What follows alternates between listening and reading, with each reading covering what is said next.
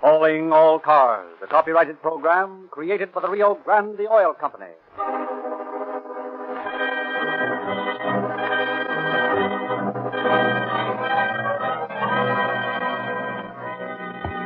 Los Angeles Police calling all cars. Attention all cars. Broadcast 5.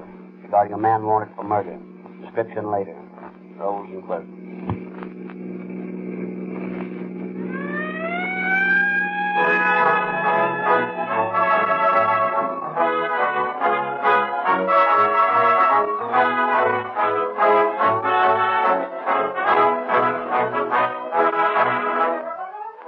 For several years, you have been hearing the statement that more police and emergency cars are powered with Rio Grande crack wherever it is sold than any other gasoline.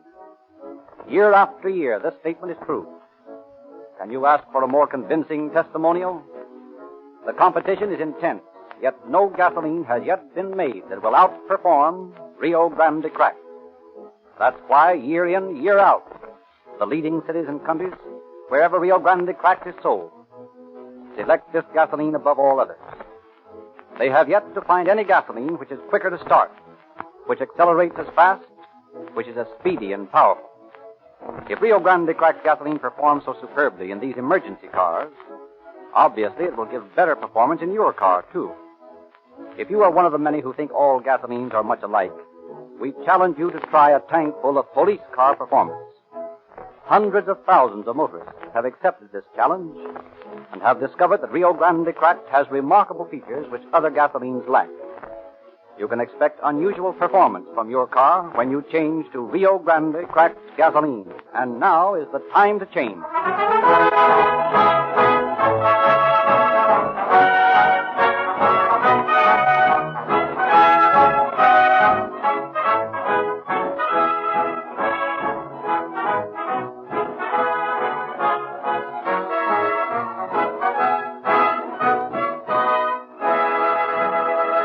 Now present Captain Bert Wallace, head of the homicide squad of the Los Angeles Police Department.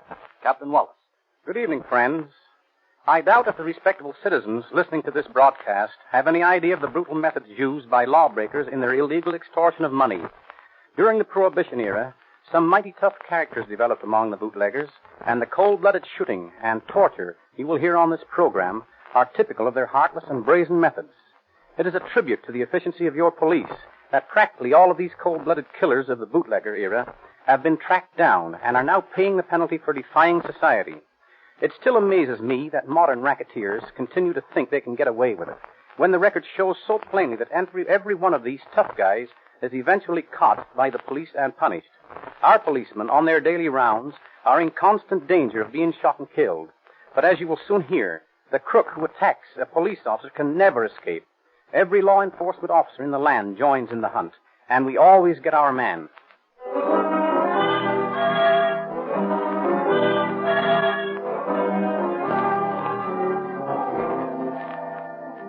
Tonight, we have selected the story of the killing of Deputy Sheriff Cookie Vejar for this episode of Calling All Cars. The story goes back to the middle of November 1932 for its beginning.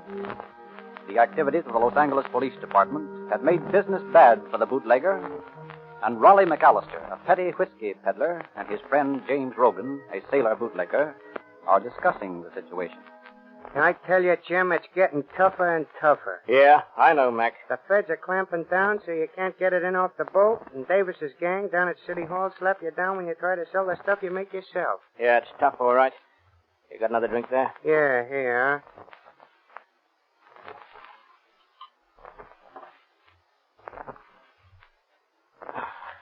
That's good stuff. That's the good you've been selling. Think I'm crazy? This is real whiskey. I wouldn't wash my feet in that stuff I peddle. I don't blame you. When I had a territory up north, I boiled up the same poison for the suckers. Well, we gotta get some dough someplace. This is getting tough. You got any ideas? Well, like I was telling you the other night, there ought to be a lot of dough in Blackie McKnight's joint down there on 7th Street. Their take on the tables every night must be a couple of grand. Yeah, but I don't like the idea of a stick-up job. It ain't in my line. You got buck fever. No, it ain't that. But I always run my business respectable. I've been an honest bootlegger, and I don't like the idea of breaking the law that way. Well, there ain't no dough in being an honest bootlegger anymore. You ought to know that yourself. Yeah. Well, it won't hurt the case, the joint. Let's go down tonight. Blackie's a cagey guy. You think we can get in? Sure. I got a card I borrowed. Now, we'll go down in our shirt sleeves, and they won't suspect nothing. Okay. You got any dough? Yeah, about a C. Well, we'll need it. We're going to have to spend a little before we can get the lay of that joint. All right, you ready? Right. Let's have another drink before we go. Okay.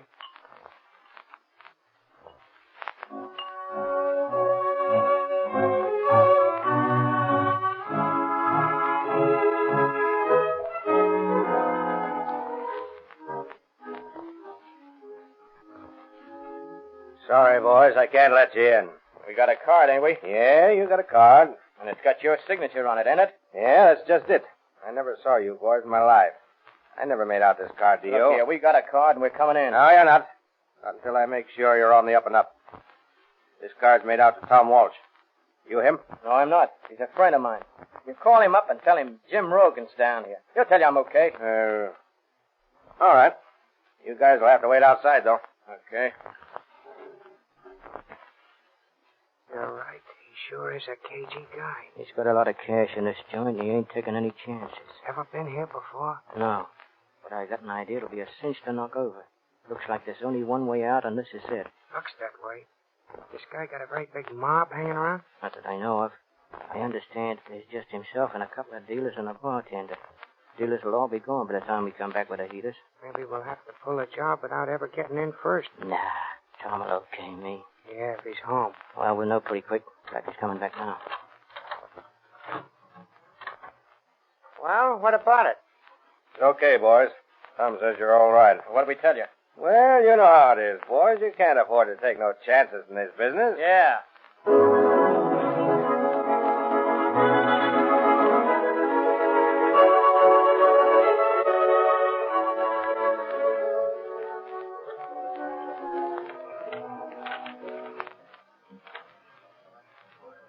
A blackjack.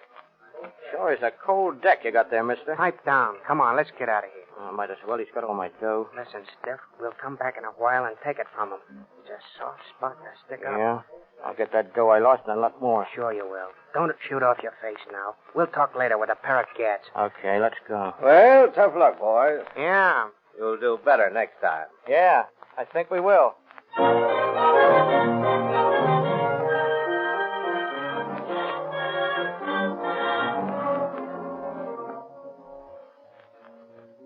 And in the early hours of the same morning, Deputy Sheriff Cookie Vejar drops into Blackie's place looking for a suspect.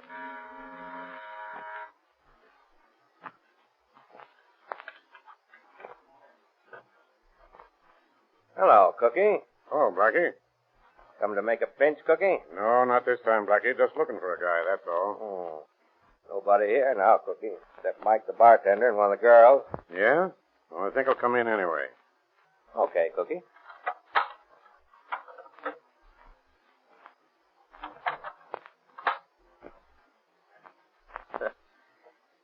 See, Cookie? What'd I tell you? Yeah. Who's in the back room? Nobody? I'll take a look. Okay, Cookie. You go ahead. I gotta answer the door. Oh, have a drink on the house, Cookie. Not when I'm working.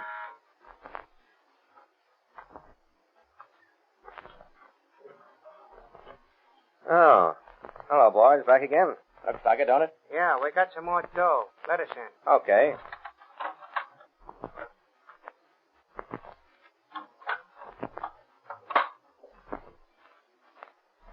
We came back to get back the dough we lost. Where's the blackjack game? Game's all over for tonight.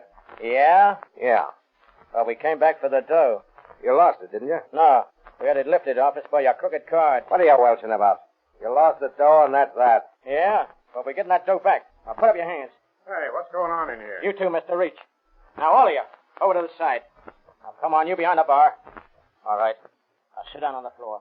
Me too? No, you can sit on the beach. Hey, over there. Now, all of you, take off your shoes. Hey, you better watch what you're pulling, fella. Cookie here's a deputy sheriff. Yeah?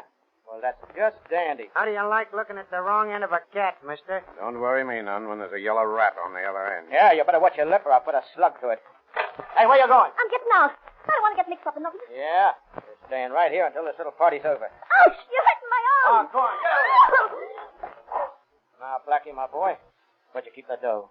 There ain't no dough here. We come back for that dough we lost. Yeah? And any more that's hanging around? Well, there ain't any here. Come on, Blackie, come clean. Listen, boys. I don't know nothing about the dough. I just work here. Oh. You're lying, Blackie. Hey, don't do that. Here's another. Oh, Now, where's that dough? listen, I tell you, God's honest truth, I ain't got no dough. Got those matches, Mac? Yeah. Here they are. Hold up his feet, Mac. Maybe these will make you talk, Blackie, huh? Oh, boys, now look. Don't do that. Please, boys. Stop your wiggling. Oh. All right, Jim. Hold his feet up. Now, how about it, Blackie? Where's the dough? I tell you, I ain't got that. No! Oh, You sure about that, pal? no, I ain't got it. Where is it? Oh, oh, oh. My partner's got it. Jaime's got it. Oh, let him go. Please let him go. You're killing him. He'll live, the rat. Dodge. What's the matter, Jim? And he's burned my finger. Come on, Blackie, you're lying. Where's the dough, Blackie? No! Come on, you mugs, let up. He doesn't know where Oh, it is. shut up, Flatfoot. Your turn's next. Yeah? Yeah. Now, come on, Blackie. Tell Papa where the dough is. No! Stop out, Jim. That dick's got a gun. Why, that dirty rat pulling a rod on me. Oh, you killed Cookie. You killed him. Stop your yapping. Stop your yapping. He ain't dead yet, but he got my pal all right through the heart. Well, Mac, old boy, I guess you won't be needing this gat anymore where you're going. And I may find use for it. Hey, you. Who, me? Yeah, you. Call me a cab. Oh, all right. Now, no funny business. I said a cab and not the police. Well, how your feet, Blackie? Don't burn it again, will you? I've been telling you the truth. I ain't got the dough. Okay, Blackie. I got more important business now. I got to get myself out of here. The cab will be here in a minute. Thanks. Oh, you're wounded. Sure I am. What of it? Oh, can I bandage it for you or something? No, you can't. I don't want any of your help. You realize that you shot a police officer? They'll be looking for you everywhere now. Oh, what of it? You keep your mouth shut and you'll be safe. If that dick hadn't started blazing away, there wouldn't have been any shooting. And my pal would still be alive. I got a good mind to finish that Flatfoot right off now. Don't cause any more trouble. Blackie, you're the scariest guy I ever knew of in this racket. Well, maybe I am, but don't bump off Cookie. He's a good guy. Okay, Blackie. Probably gonna bump off anyway, so I'll leave you here to watch it. Only, Blackie, if you love your life, keep your mouth shut. So long.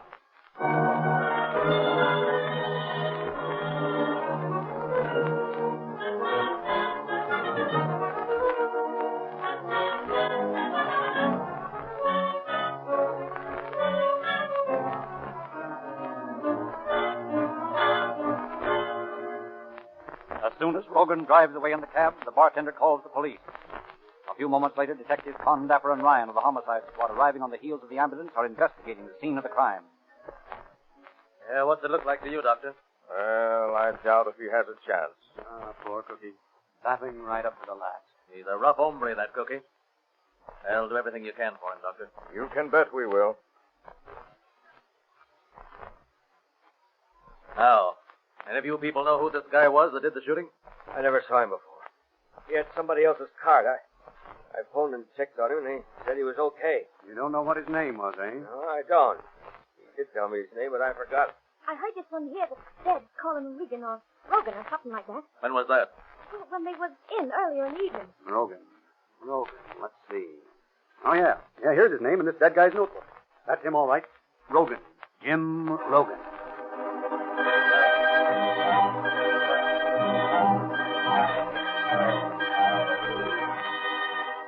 Los Angeles Police calling all cars. Attention all cars. Broadcast number 70. Be on the lookout for following described man wanted for robbery and attempt murder.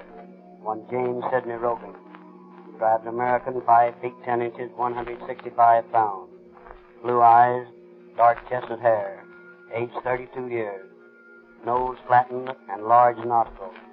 This man shot and seriously wounded Deputy Sheriff Vejar during a holdup on West 7th Street early this morning.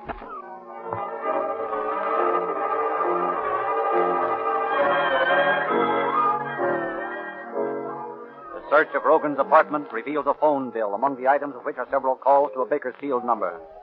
Bakersfield police are asked to trace down this clue. They call at the address where the phone is located. It is a well-known resort. Hello, Amy. Hello, Bert. What you doing down this way? Oh, just paying a call. Anything wrong, Bert? No, everything's okay. Come on, spill it. I never come down here unless there's some trouble. Any of your girls been getting any calls from L.A.? When? Oh, recently? I don't check on them that close. They got a lot of calls. Yeah, I know, Amy, but you might know if one of the girls got, say, 6 calls from L.A. in a month. Might. Well, then, what's her name? She ain't here anymore. Where is she? She left for L.A. yesterday on the bus. Yeah? Yeah. What was her name? Mabel's the name. She went by here. Mabel what? Just Mabel. What'd she look like? Blonde. Young? Oh, 22 or 3. Where'd she go in L.A.? How should I know? Did she ever call L.A.? I don't know that either. Why not? It's a payphone, you dummy. Look for yourself. Yeah, that's right. Well, the phone company will have a record on that.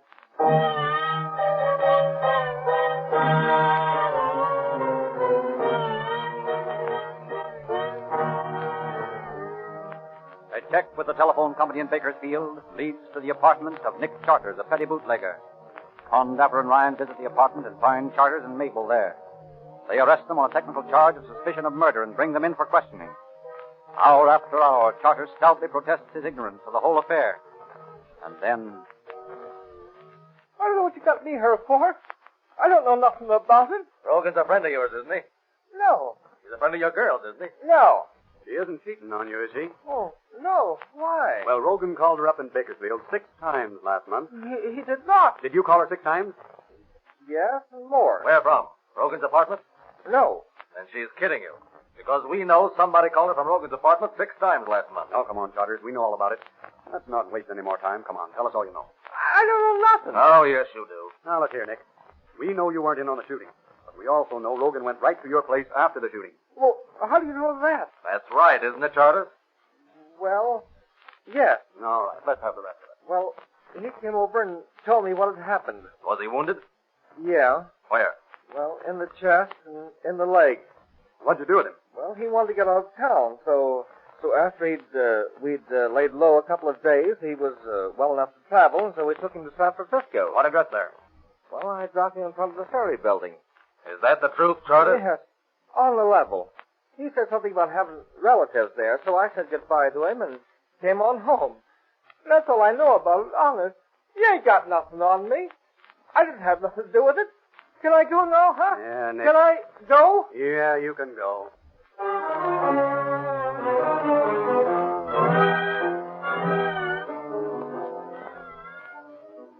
And the trail ends at the Ferry Building in San Francisco.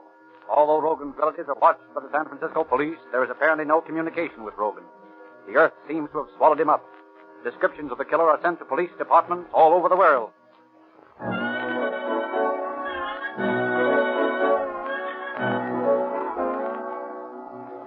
In Balboa, in the Panama Canal Zone, a suspect answering Rogan's description is arrested. Fingerprints from Los Angeles reveal him to be the wrong man.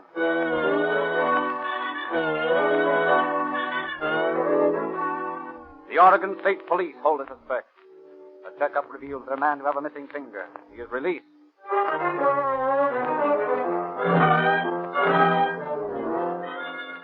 Rogan is reported recuperating in a hunting resort near Redding. The sheriff of Shasta County investigates the place and finds nothing.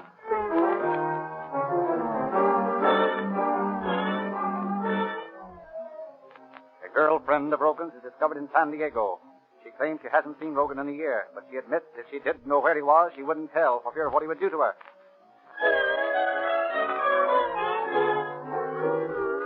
Rogan is reported bound for Hawaii. The chief of police of Honolulu combs the red light district of Avalai and finds nothing.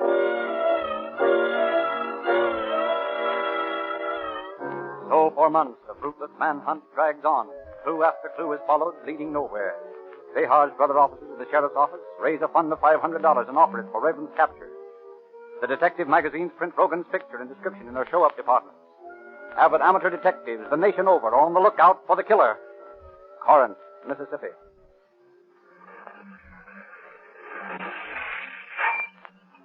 Howdy, stranger. What can I do for y'all? Fill her up. Yes, sir. Reckon you all come some distance from the looks of your car. Maybe I have. Are you going far? Maybe.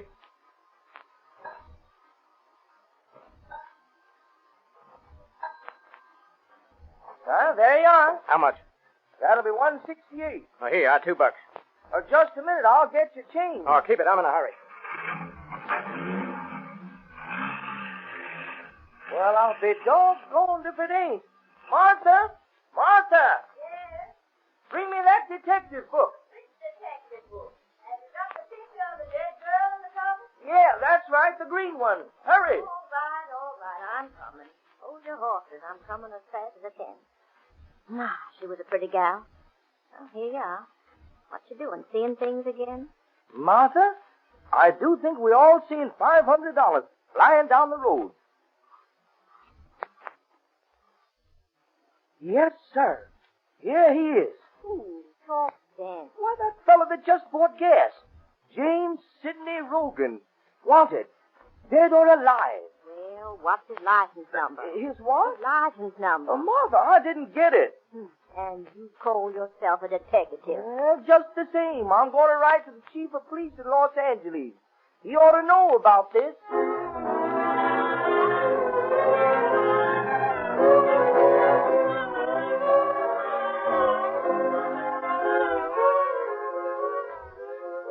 And in Milford, Connecticut, the editor of the local newspaper has a short order cook in a dining car under suspicion. Let me have a donut, too, huh? Coming up. Yeah. Thanks. Oh, say, you might give me some butter. Hey, just put it on the coffee saucer there. Yeah, it's fine. Hey, you ain't been here long, have you? Oh, a couple weeks. Where'd you come from? Worked over in Jersey City. Yeah? Uh-huh. Yeah, ever been west? Oh, no further west than Newark. Huh. California's a great country, they tell me. Yeah, I guess it is. Sure is, from all I can hear. Oh, say, could I have some more coffee? Sure. Oh, sorry, I stuck my finger in that butter. Wait, I'll get a clean saucer. No, that's all right. That's a silly habit I got when I was a kid, smearing butter around a saucer like that. I'll get you a clean one. No, this is fine. Say, you don't mind if I drink this over to the office, do you? We're going to press soon. I guess I better get back. It's okay with me. Just leave a dime deposit. Oh, yeah, sure, yeah. There you are.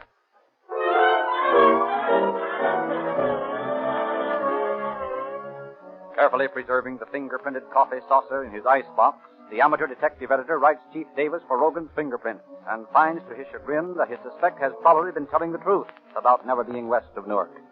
At least he is not Rogan. So months pass, and Rogan remains at large, and then one day Inspector Davidson of the homicide detail calls Condapper and Ryan into his office. Well, here's the letter I thought would interest you boys. Yeah, what's it about? Rogan. Well, let's see it. Say, listen to this. Do you really intend paying $500 reward for the information leading to the arrest of Rogan? Because if you do, I can tell you where to find him. Just write me, care of General Delivery, San Francisco. Probably another one of those nuts. Well, what did you do about it? Well, I wrote and told him the reward absolutely would be paid. And we'll see what comes of it.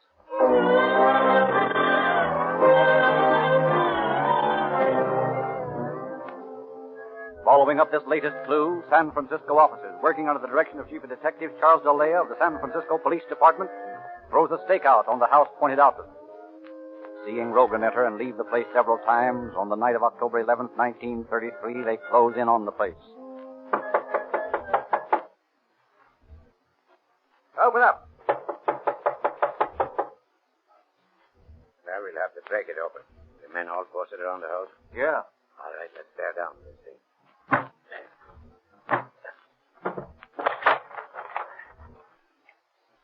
Remember your gas. You may need it. I already have. Throw your flashlight this way. Well, he's not in there. No, not in here. Now, wait a minute. Just heard a sound down the hall here. Look, the door's closed. All right, let's open it.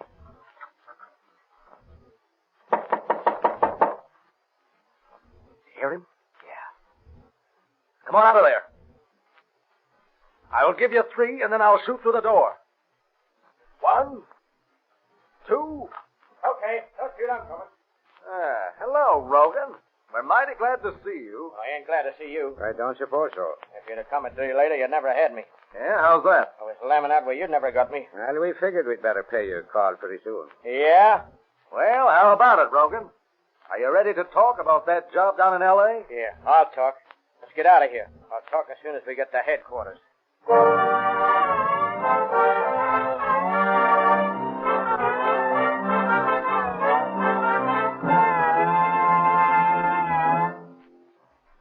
But an attorney was waiting for Rogan at headquarters, and on his advice, Rogan refused to talk. Lieutenant Ryan went to San Francisco a couple of days later and brought Rogan back to face trial. A speedy trial was scheduled and successfully prosecuted by Deputy District Attorneys Grant Cooper and George Stallman. Rogan's attorney tried to enter a plea of guilty to murder in the first degree in exchange for a life sentence, but the prosecution refused this move, and on December the 5th, Rogan was found guilty of murder in the first degree with no recommendation for clemency. On December the 15th, 1933, Rogan was given the death penalty by Judge Fletcher Boren. He was sent to San Quentin in February 1934 and fought his hanging. But on February the 8th, 1935, he was hanged by the neck until dead. Thank you, Captain Wallace.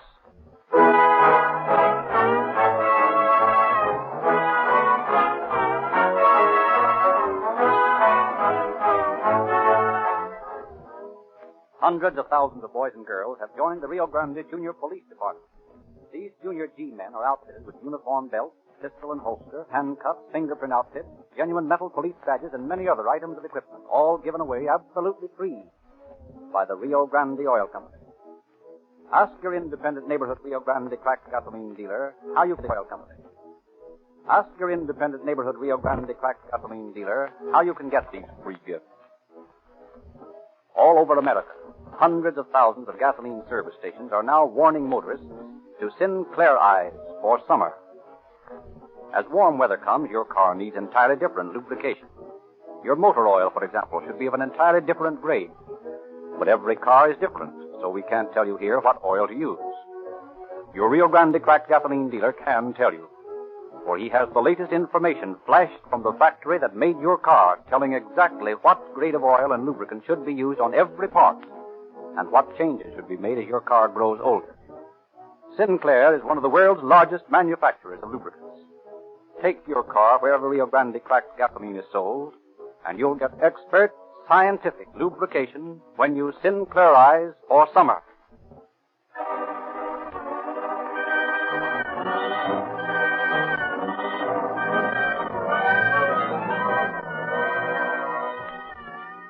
Police calling all cars, attention all cars, cancellation broadcast 5. Suspect in this case is now in custody. That's all. Rolls and foot.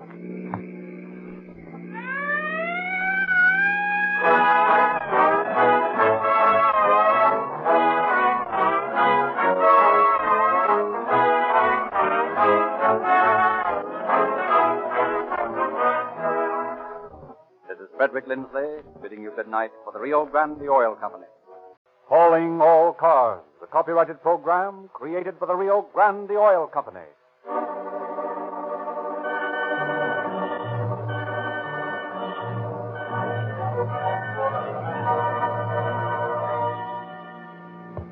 San Diego police calling all cars, attention all cars, broadcast 7. Regarding a holdup and murder on the National City dike. Bandits wearing tan coveralls, dark glasses, and driving a black Ford Roadster without a windshield. These men are armed, so be careful. That's all.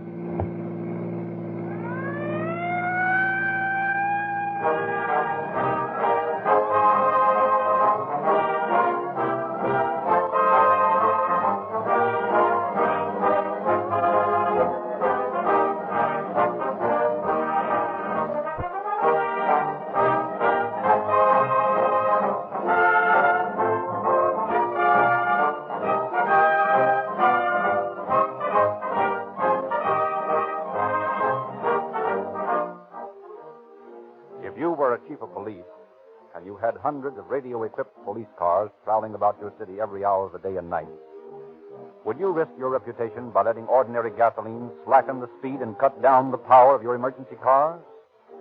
Or would you select the finest gasoline money could buy so your police cars could answer emergency calls at top speed so they could catch any criminal getaway car in a chase?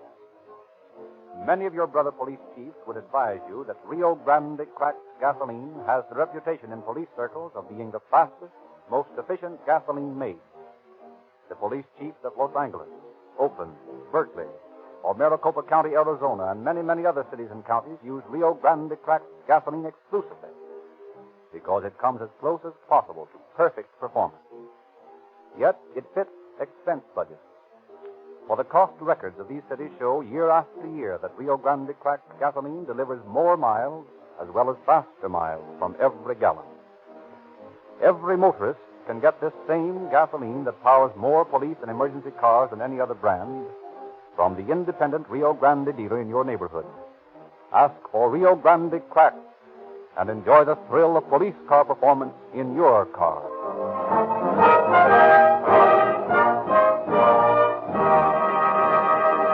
It is now our pleasure to present Mr. W.A. Huggins on the staff of Chief Sears of the San Diego Police Department.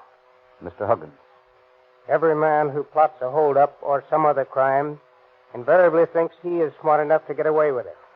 He knows that in crimes committed in the past, the law has captured the criminals in practically every case, but always he is going to be the exception. We have confronted scores of lawbreakers captured by our police officers, and always they are baffled at the ease with which we tracked them down and blew up their alibis. They marvel at the apparent uncanny ability shown by the police in singling the right man out of the many who might have committed the crime. The secret of our success is simply that we take advantage of the mistakes every lawbreaker makes. Carefully as he plans his crime, there's always some detail he overlooks. Our job is simply to discover these mistakes and use common sense. There are always one or more clues to lead us to the criminals. The case you will now hear, for example, was carefully planned and daringly executed. But the hold-up men made plenty of mistakes. They were not smart robbers. They were stupid. All criminals are stupid. The story that follows is proof that crime cannot pay.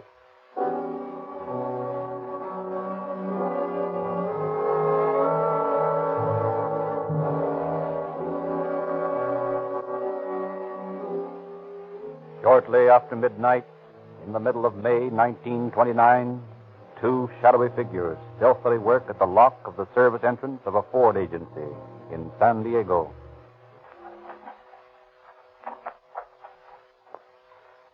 How you coming? None of these keys seem to fit. That's funny. Well, here's the last one. I'll try it.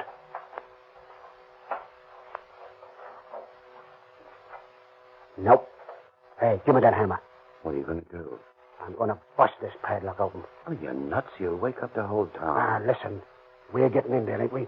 And I don't care how we do it. Yeah, but maybe somebody will hear us. Well, if anybody comes snooping around, just get 'em. I'll take care of 'em. Go on, give me that hammer. Well, all right. Here you are. Swell. Here goes. Yeah, that's more like it. It did the business all right. Sure, it did the business. That's the way to get things done. Force, my boy. There once was a mug that lived in the old days by the name of Alexander the Great. He found that out. When he couldn't untie a knot, he cut it with his sword. Yeah? Well, let's drop the history lesson and get into this joint. Here, give me a hand on this door.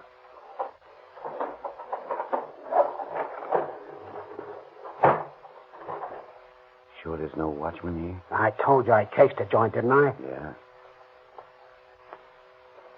Well, you heard me. There ain't no watchman. Okay. Hey, douse that flashlight, will you? You want to invite the whole world to this party? But how can you see what you want? Ah, the street light shines right through the showroom good enough, don't it? You're going to take a new car? Sure. Right off the floor. Yeah, but that's taking a chance. They can spot a new car. Not when we get through with it. I think it'd be a better idea to take one of these into service. Ah, listen, dummy. They wouldn't be there if it was running good, would they? No. We got to be sure we got a good car. Well, here we are. What looks good to you? Well, how about that coupe over there? Nah, I think we better take that roadster. Oh, that's too flashy. Well, we'll fix that. You see, we can drop the windshield on the roadster and shoot straight ahead. If we take a coupe, we'd have to take that windshield out, and that might attract attention. Yeah, that's right. Okay, well, come on, hop in. She got gas? Careful with that light. Yeah, she's quarter full. Let's have those Ford keys of yours. Okay, here you are. Find one to fit? Yeah, here it is. Okay, let's go.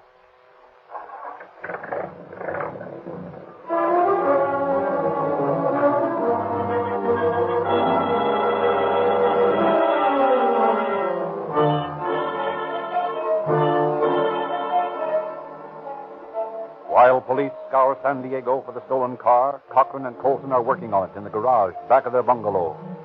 Finally, after 2 days of secret activity, they pridefully view the result of their labor. That's a big difference from the shiny gray job we drove off the floor the other night, eh, Marty? Yeah. Nobody could call it a professional paint job, but it's just what we want. And that rotten black paint makes it look like any number of other heaps around the town. Oh, say, listen. Don't you think we better put some damp rags on the headlights and radiator so they'll rust? Yeah, that's a good idea. Now, listen. The way I figure is this. That wide stretch of road along the National City Dike is the best place to pull the job. Yeah, there's not much traffic there. What time does the money car come through? Well, it leaves Caliente in time to get to the bank in town here around noon. So it'll come along and, well, about 11:30. And we'll knock over Monday, see, when they're bringing in the tape for the weekend. Figure we'll have much trouble with the Mex guards? Nah, there's only 2 of them. They bring the dough over in a coupe. They've never been knocked over before, have they? No, that's why they're so careless, I guess. But if they get tough, why, we'll just bump them off. Oh, gee, we don't have to do that, do we? Might. What of it? Ain't $100,000 worth of beef? Yeah, I guess so, but... Remember that mug Alexander? He had the right idea. Cut right through the knot.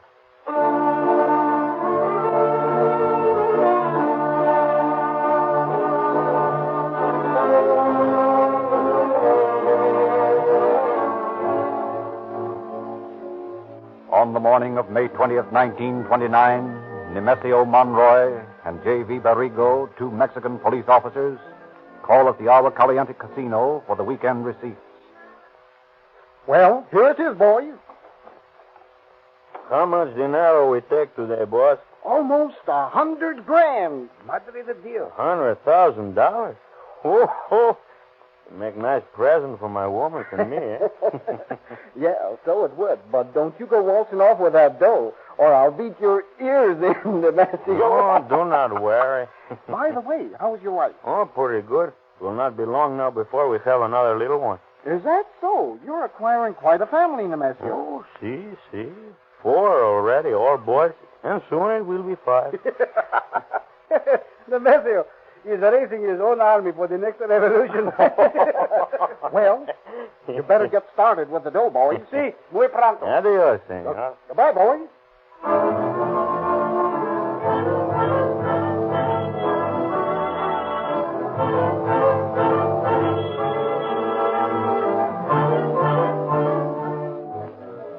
Parked on a side street from which they can see far up the highway along the National City Dike, Cochran and Colson await their victims. Ignorant of their peril, they are approaching, laughing and joking as they drive through Tijuana, bumping along the dirt road to the customs gate. They pass over the line, through San Isidro, and on into National City. Hey, it's 11:30. Maybe we missed them. Nah, how could we? We've been here since 8 o'clock this morning. But maybe they went the other way, through Chula Vista. Hey, listen. I tell you, this is the route they take. You don't think I'd go into this thing before I checked every angle, do you? Well, no. Hey, that looks like them now. Yeah? See that big coupe coming down the road? Yeah. Yep. Them's the boys. All right, kick that motor over. Okay. All right.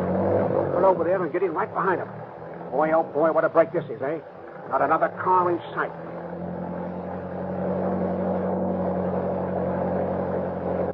Swell. Now, just like this. Keep that distance behind them while I turn this heater on them.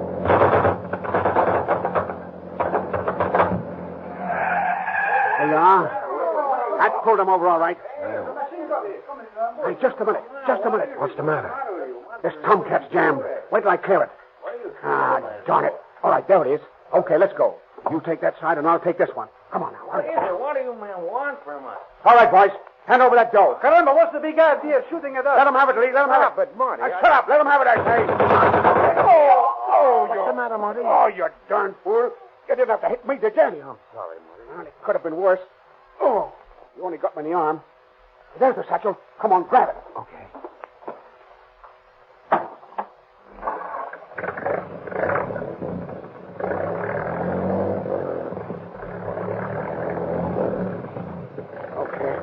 Now to duck these overalls and dark glasses and get me to a doctor. Gee, Marty, it was a crying shame to bump off those poor devils. Hey, what are you bawling about? You nearly murdered me, didn't you? Oh, well, it wasn't necessary to kill those guys. They didn't have a chance. You remember that mug Alexander the Great? He turned on the heat first and talked afterwards.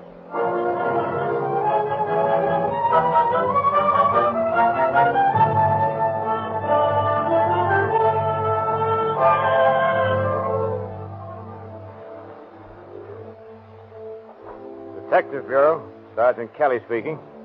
Yeah? Where? On the National City Dike. Yeah, okay. Be right out. What's up? Murder, O'Connor. Come on.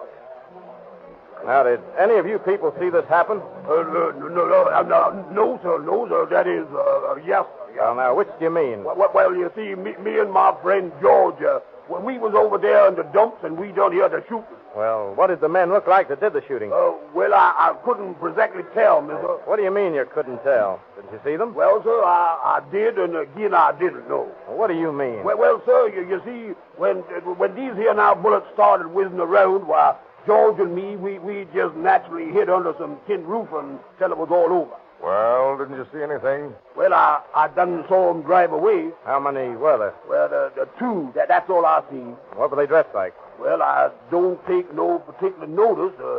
Seems like they had on these here now jumper things like the garage mechanics wear. Anything else? Well, sir, let me see now. If I just remembers correctly, they had on them sunglasses. Did you get their license number? No, sir. I wasn't paying no notice to the license number about that time. Well, what kind of a car were they in? Well, it seemed to me like it was an old Ford. A Ford? What color? Well, kind of dark, I guess. A black, maybe. Anything else? Well, I think that's about all I know. Anyone else see this happen? Maybe your friend George saw something else. George? Oh, no, sir. George, he didn't see nothing. Oh, we want to talk to him. Where is he? George? George, he's still hiding under that tin roof and over in the dump.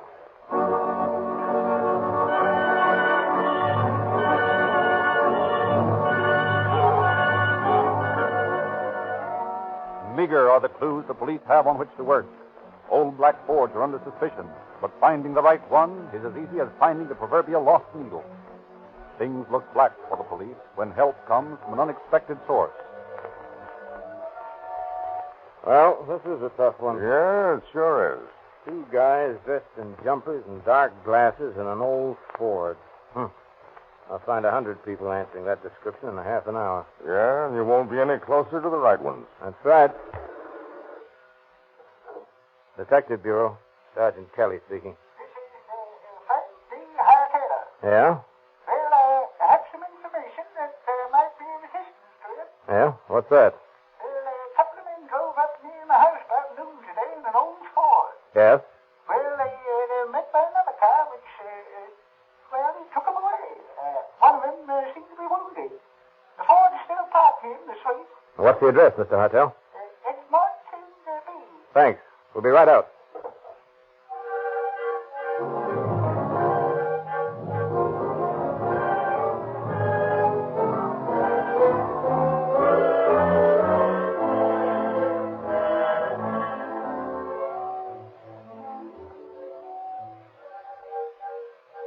Now, what did these men look like, Mr. Hartel? Well, they were both about 25 years old. One was around 5 feet, 5 inches tall, and the other one was maybe 2 inches taller. How were they dressed? Oh, had on some old clothes. Could you identify them if you saw them again? Absolutely. Well, here's hoping you get a chance to. Well, let's have a look at this car. Dealer's license. Is that number on your hot sheet, O'Connor? Let's see. Yeah, that's the number of the car stolen from the Ford agency last week. But this is an old Ford. The one that was stolen was a new car. Oh, just a minute. This is a new car, too. Take a look at the position of the brake and gear shift. Oh, this is a new car. Painted over, huh? Sure. Hey, wait a minute. What's this? What? Something stuffed into the corner under the brake pedal. Well. The jumpers and the dark glasses. Well, what's that mean, hey? That means this is the car the murderers used, Mr. Hartel.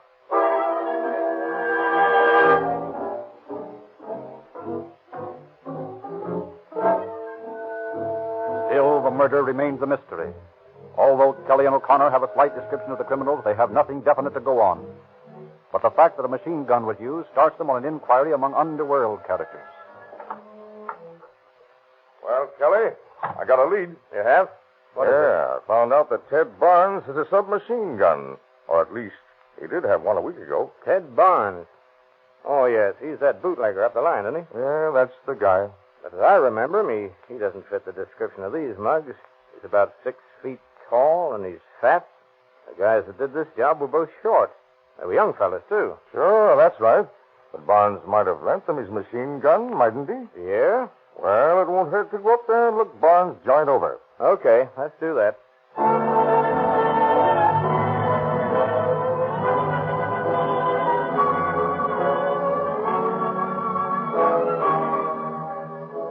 Armed with a search warrant, Kelly and O'Connor follow up this latest elusive clue. More than sure that it will end nowhere.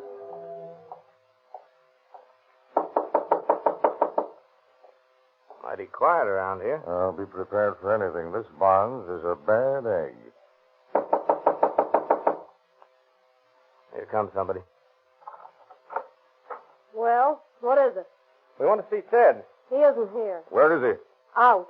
Well, we'll come in and wait for him. You can't do that. I don't know when he'll be back. We'll come in just the same. Say, what's the big idea? Who are you? We're police officers. Oh, yeah? Yeah. See that? That buzzer don't mean anything. This is a private house, and you can't come in without a warrant. Well, we thought of that. Here's the warrant. Oh. Well, Come on, Kelly. Oh, I see you've got a hospital here. What's that? Look, there's a guy in bed over there in the corner. Keep your hands off that gat, mister. I got you covered. Get that automatic out of his reach, Kelly. Right. What's your name, pal? What's the matter with you? You won't talk, eh? Well, I'll take a look. What's the matter with him, Kelly? Bullet wound in his arm. This looks like our man. Who is this guy? I ain't saying nothing. Well, you're Barnes' wife, aren't you? Yeah? Well, where is he? I don't know.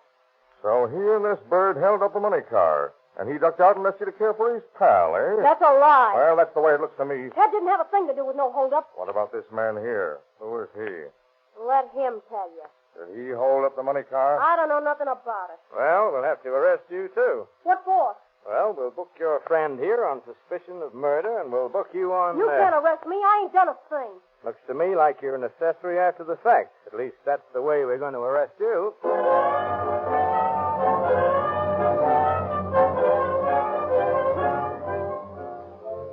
Hartel positively identifies the wounded man as one of the two he saw leave the Ford 2 days before.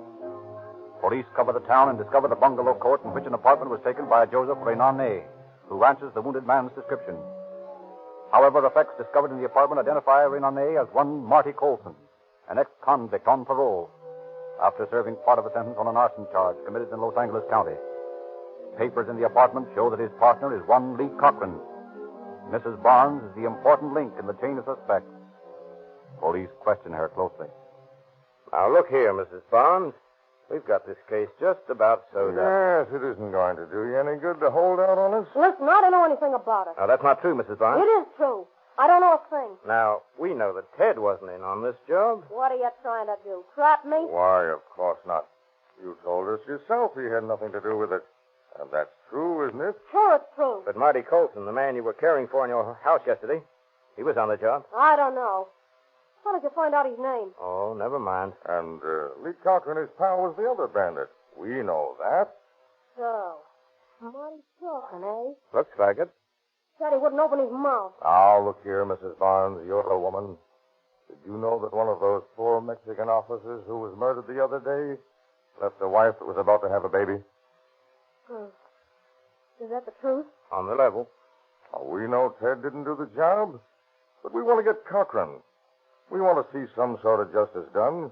We can't give that poor Mexican woman back her husband, but at least we can make Cochran pay for the penalty of his crime. Now, if you were in that poor woman's place, and if Ted had been murdered, you'd want to see justice done, now wouldn't you? Yeah. Yeah, I guess I would. All right. You can help us. Oh, we want Cochran. Where did he go? Well, I think he went up to L.A. He and Ted. Oh, I mean he... Oh, so Ted is with him, huh? Listen, you said you wanted Cochran. I ain't talking about Ted.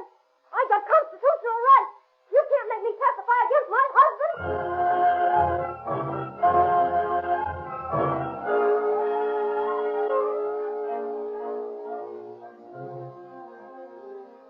Furnished with a description of Cochran and Barnes, the sheriff's office of Los Angeles County takes the two men into custody within 24 hours.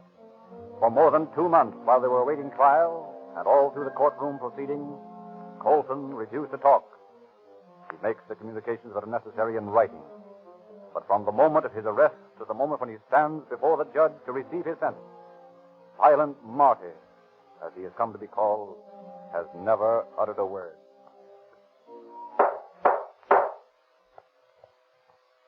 Martin Colson, Lee Cochran, you've heard the jury's verdict of guilty of murder in the first degree. Before I sentence you, have you anything to say? Nothing to say. I suppose it is useless to ask you, Martin Colson, if you want to break the silence you've obstinately maintained throughout the trial. No, Judge. I have got something to say.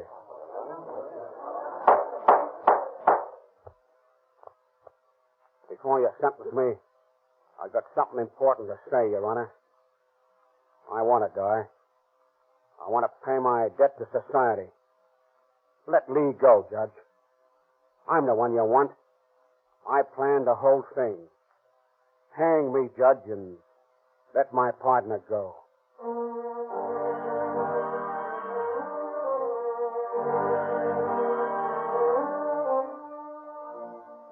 But Colson's magnanimous offer is refused, and he and Cochran are both sentenced to life imprisonment in Folsom Prison.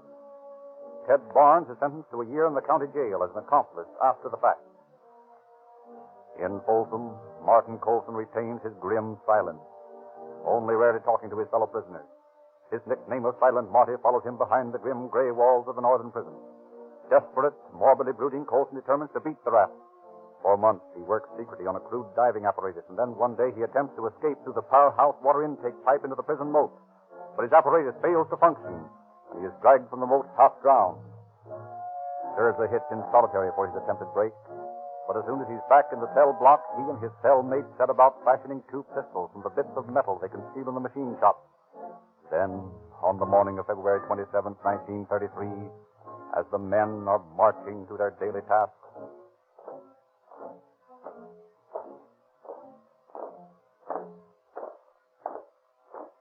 All set, pal. Right. Oh, what's the matter, Marty? Oh, I'm sick. Hey, keep going there. What's holding up the line? My pal here's sick. Come on, don't fall. Oh, quit prodding me, will you? Oh, on the up and up. I got cramps, something awful. You better let me take him to the hospital. Okay, fall out.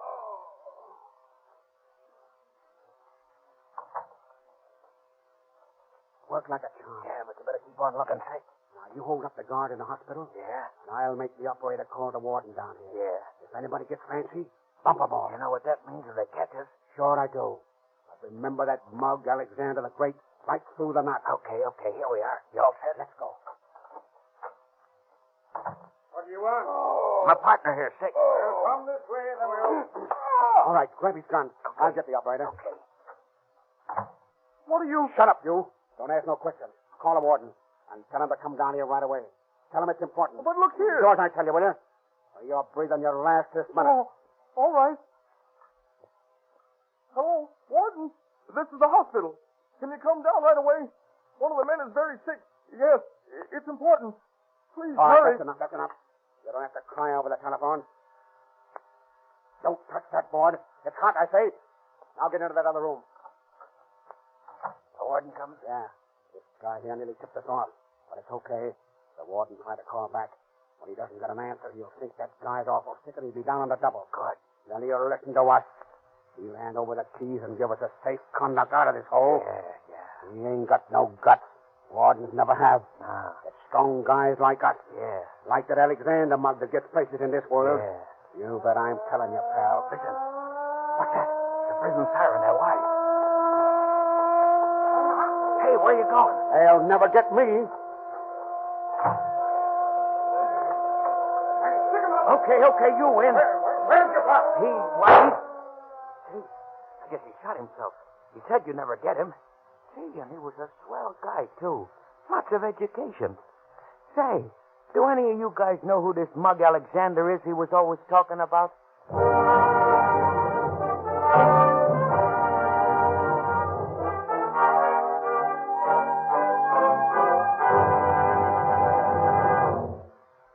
And so ends the career of the man who thought he was smart enough to beat the law. He died a victim of his own stupidity. Any man who thinks he is smart enough to beat the law is mentally unbalanced. Common sense will convince any intelligent person that the forces of law and order are too strongly organized. Let tonight's story of criminal folly serve as a warning to any criminally minded listener that you can't get away with it. The time-worn old slogan is today truer than ever. Crime does not pay. Thank you, Mr. Huggins.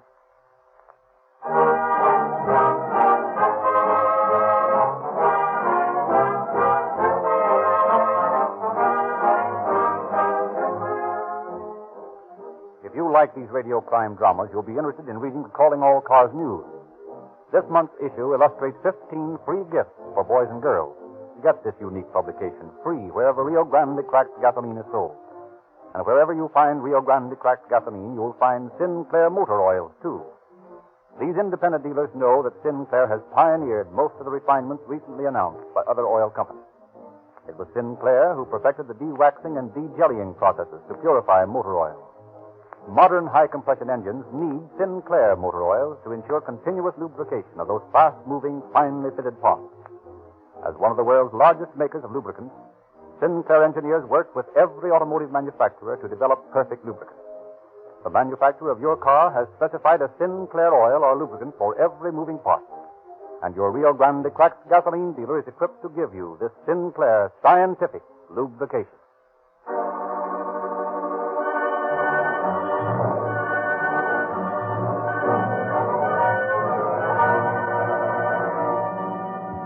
San Diego police calling all cars, attention all cars, cancellation broadcast 7. Regarding a hold-up and murder on the National City Dike. Suspects in this case are now in custody. That's all.